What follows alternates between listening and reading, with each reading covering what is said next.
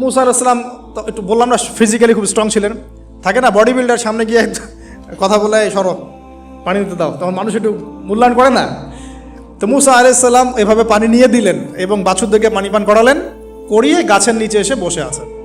বসে বসে তিনি দোয়া করছেন, এই যে দোয়াটা তিনি দোয়া করছেন, রব্বি, একটা নেক কাজ করলেন, নেক কাজ করলেন না, মানুষের উপকার করলেন, নেক কাজ করে এসে গাছের নিচে বসে দোয়া করছেন, আল্লাহ এখানে তো আমার খাবার পানি বাসস্থান কিছুই নাই, আমি কি করব?